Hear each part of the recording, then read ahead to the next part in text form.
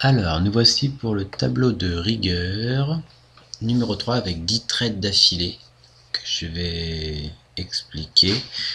Je rappelle que j'ai fait ce tableau de rigueur dans le but de travailler ma rigueur avec des critères bien précis que je mets dans un tableau et en comptant des points de rigueur pour détourner un peu les choses de façon à pas tomber dans l'affolement quand il se passe une perte ou quoi que ce soit, et de continuer à faire bien les choses malgré les différentes difficultés rencontrées.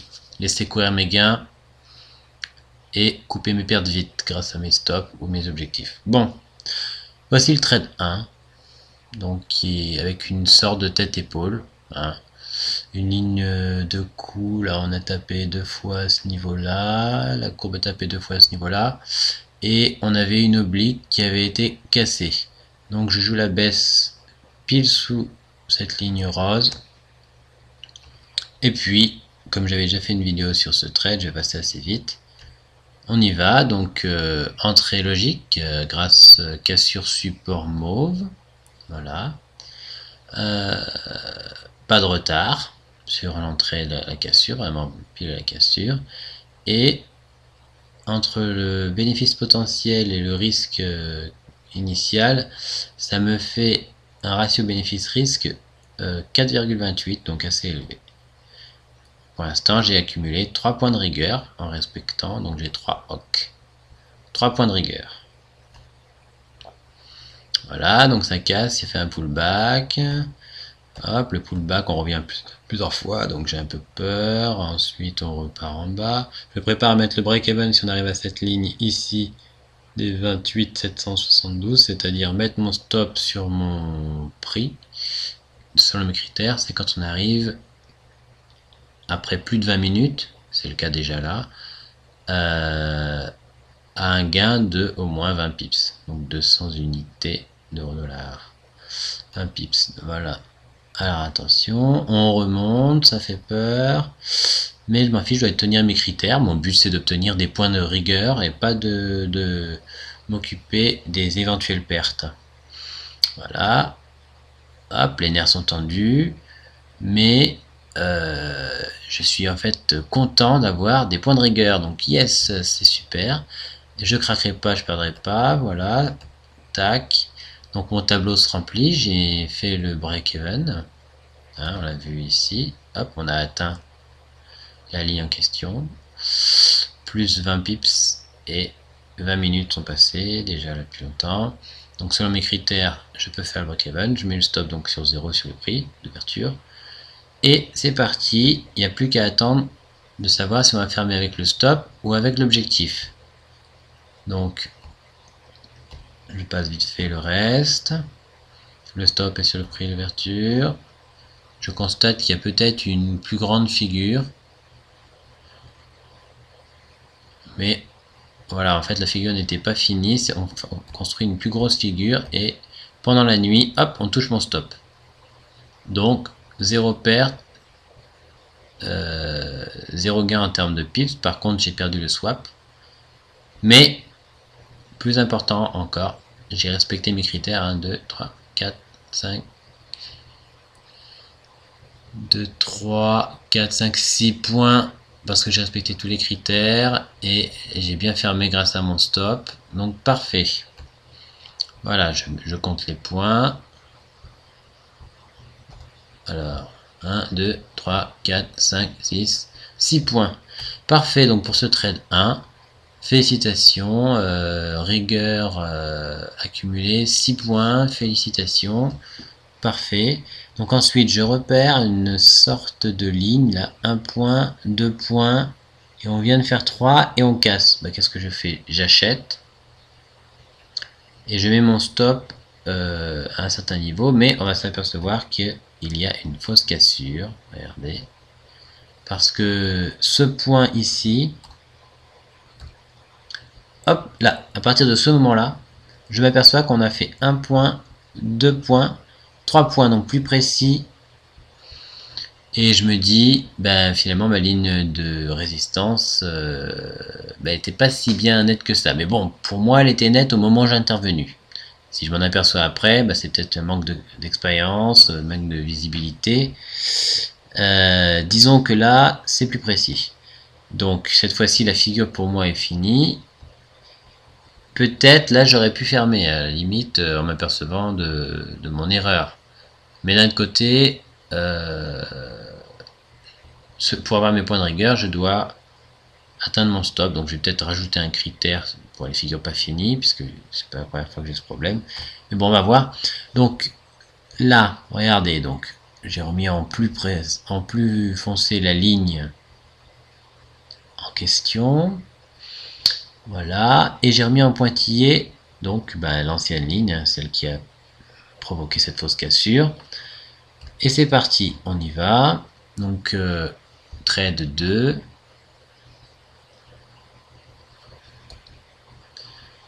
Trade 2, c'est mort, on a touché le stop.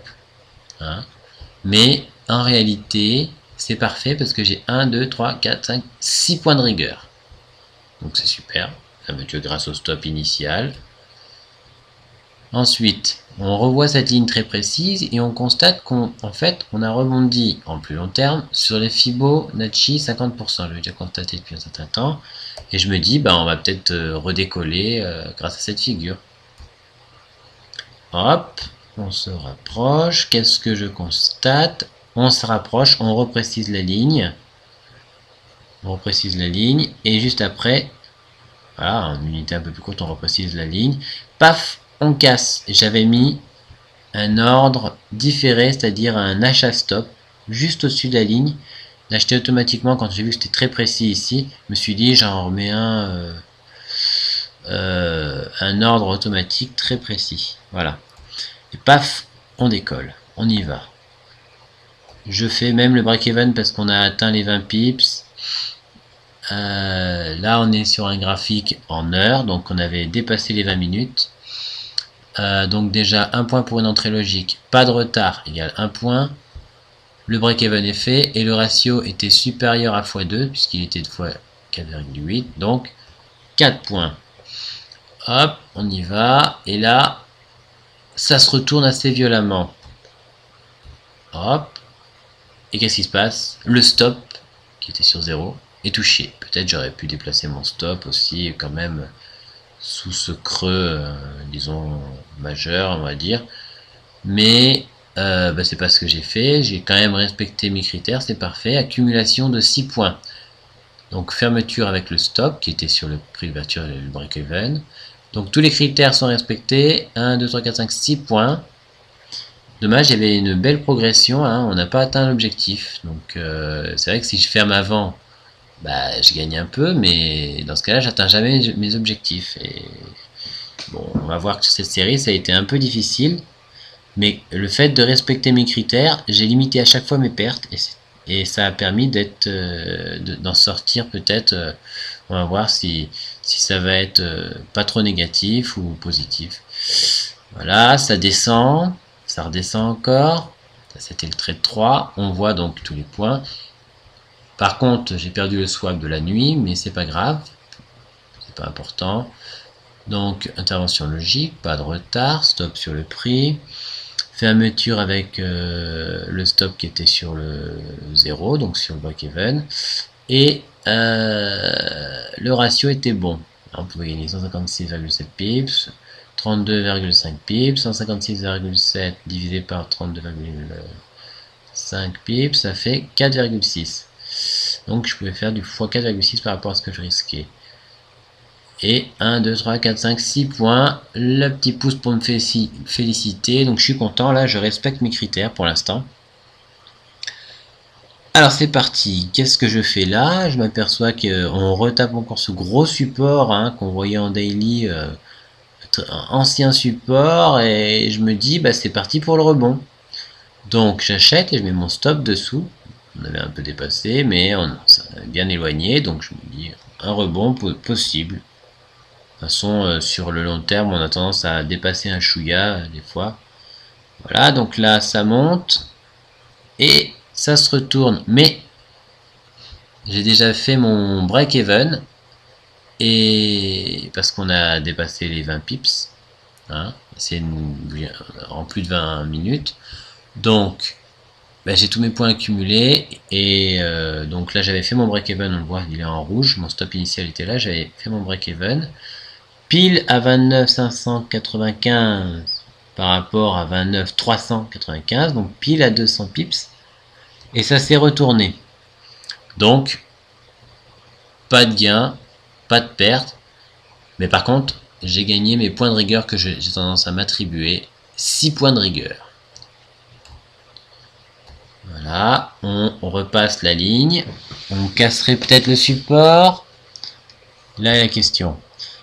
Donc j'ai mes points, intervention logique, pas de retard sur le rebond, je constate un rebond, j'interviens, stop sur le prix, fermeture avec le break-even, voilà, donc parfait, 6 points accumulés, je peux me féliciter. Pour l'instant je respecte mes critères, même si bon, niveau gain, ben, c'est peut-être pas trop ça, mais c'est pas grave. Donc là, qu'est-ce que je fais? Je rejoue. C'est vrai qu'on est quand même passé sous le support, hein, mais à chaque fois on repart, donc je me dis que bah, le rebond, j'y crois encore en fait. Donc, est-ce que c'est une bonne idée? Vous allez me dire.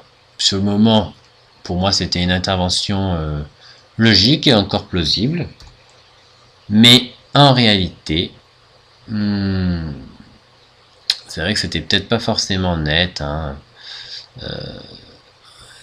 Je m'étais dit que mon support était pas super bien placé aussi. Bon, voilà, comme on est revenu monter plutôt fort, je me suis dit que le rebond n'était pas fini. J'ai retenté le rebond. Je me suis un peu entêté.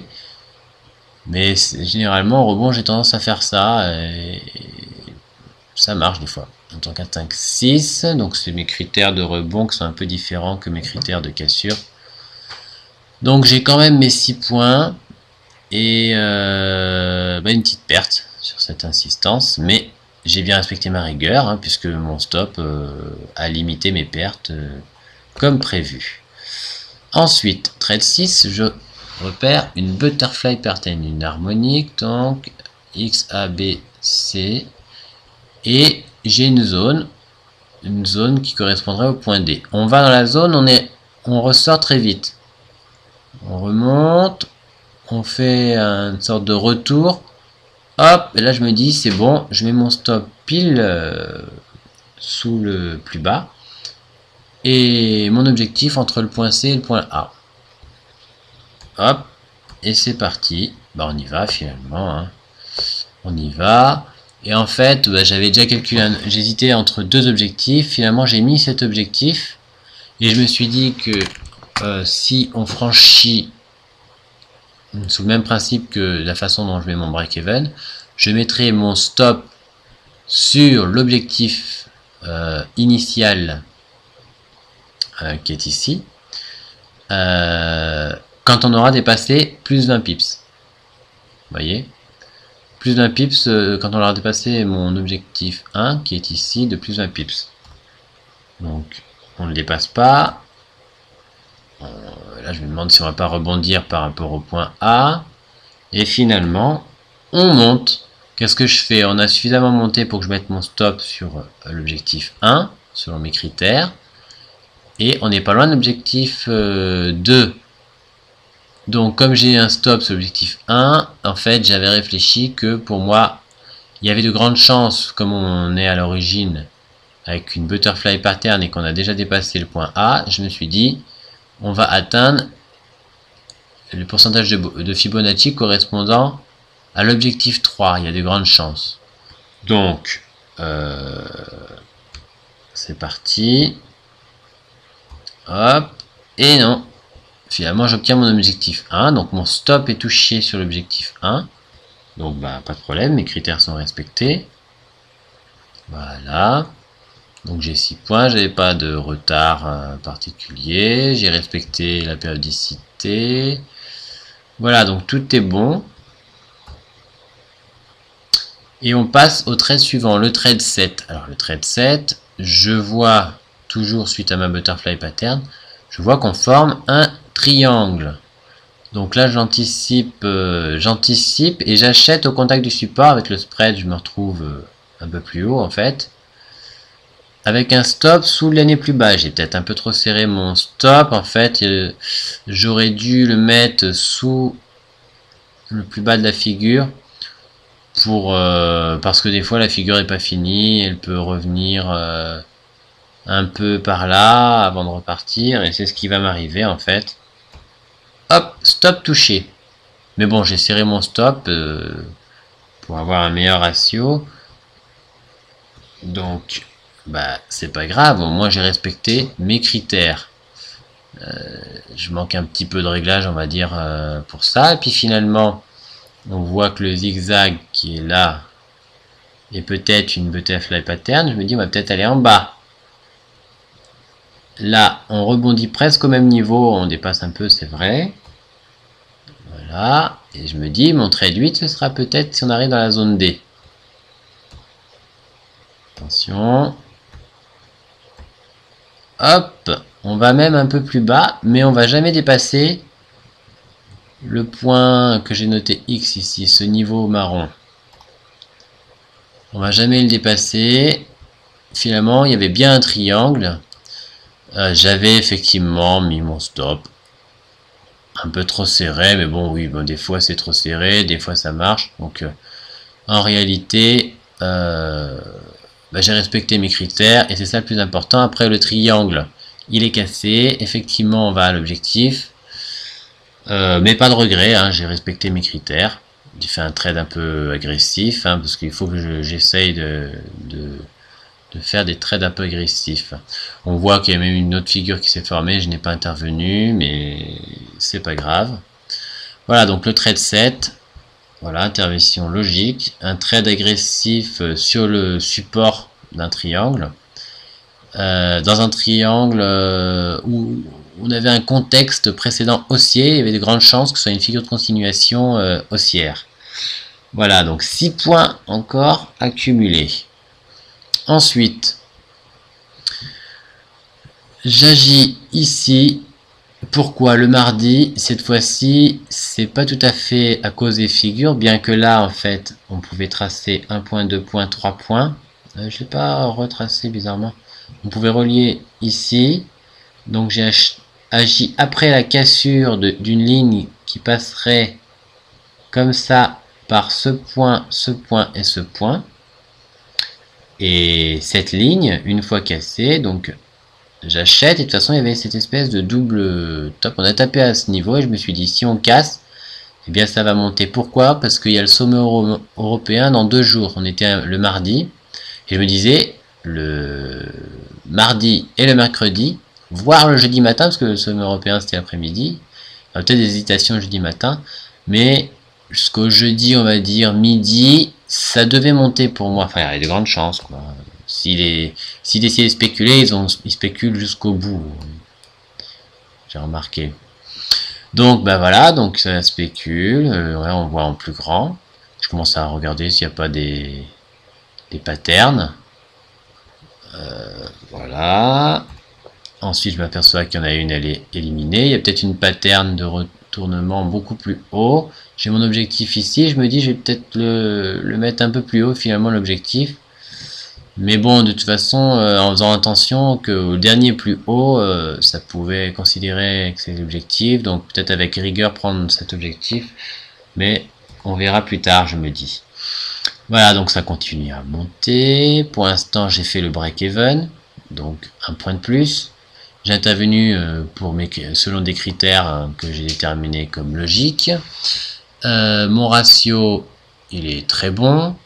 Et on approche du... Qu'est-ce que j'ai marqué? J'ai marqué 2 fois la même chose, je me suis trompé. Bon, c'est pas grave. Donc ensuite, le trade continue à progresser. On voit un plus gros, ça progresse, ça progresse. Et là, attention. On vient là ici, pas loin du dernier plus bas.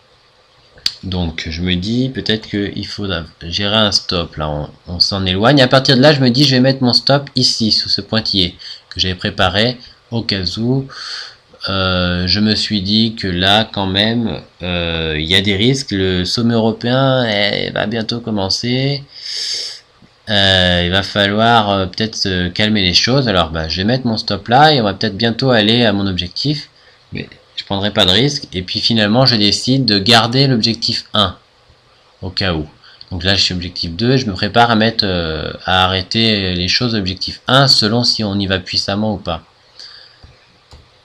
Qu'est-ce qui se passe? Je mets mon stop donc ici. Et mon stop est touché. Voilà, donc mon stop est touché. J'ai des OK partout. Stop sur le prix, fermeture pour les bonnes raisons, bénéfice potentiel et risque potentiel donne un ratio très bon. 1, 2, 3, 4, 5, 6 points. Félicitations. Pour l'instant, j'ai respecté mes rigueurs. J'ai un gain là, donc voilà. Donc ça s'est pas bien passé sur la série. Il y avait pas mal de cafouillages, des figures pas finies, des rebonds que je fais qui sont faits selon mes critères, mais qui sont un peu limites. Et là, je vais faire un rebond. Regardez, j'achète en pensant qu'on rebondit déjà un peu à l'avance finalement. Mais ça me paraît quand même à peu près logique.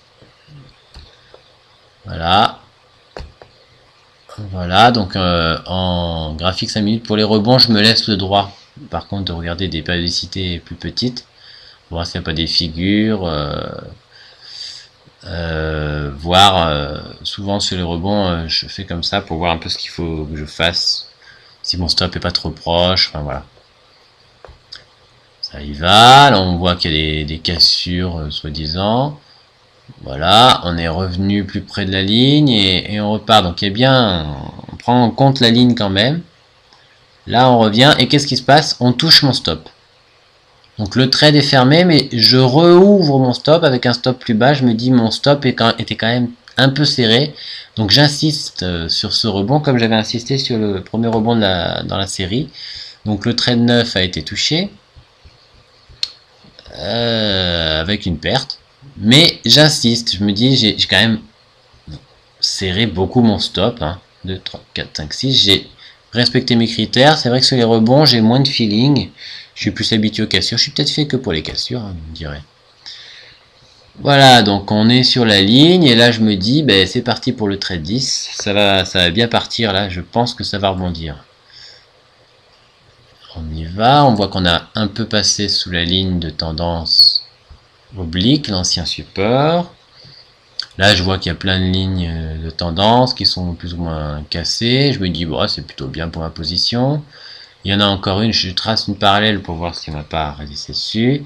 On la franchit ou on la franchit pas.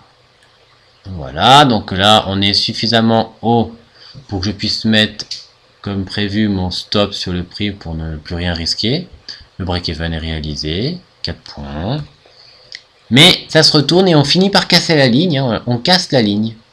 On casse la ligne. Donc là, j'aurais pu refaire la cassure, mais je me suis dit je m'arrête. Il est assez tard du vendredi. C'était vers 16h, vers 17h de vendredi. Et à ce moment-là, j'aime pas trop continuer. Donc selon mes critères, je m'arrête. Donc c'était mon 10e trade. Et j'ai 1, 2, 3, 4, 5, 6 points de rigueur. Et on voit que j'ai bien fait de m'arrêter, ça continue à baisser. Enfin, j'ai bien fait. Ça aurait pu baisser, mais en réalité, on ne peut pas le savoir à l'avance. Normalement, je ne traite pas. Bon, voilà, j'avais mis la ligne tout à l'heure que je n'avais pas vu là. Donc, le rebond est invalidé, le stop a été touché. Il y a donc cassure. L'hypothèse de trading, mon hypothèse de trading est invalidée tout simplement. Voilà. Donc, on voit que j'ai tous les points de mon tableau, 60 points sur 60, voilà, imperfect, yes, félicitations. Donc, le bilan de rigueur est très simple, 0 problème, point négatif, 60 points positifs, 10 de chaque critère, voilà. Donc le bilan est parfait, félicitations à moi-même, il n'y a plus qu'à faire ça toute une vie.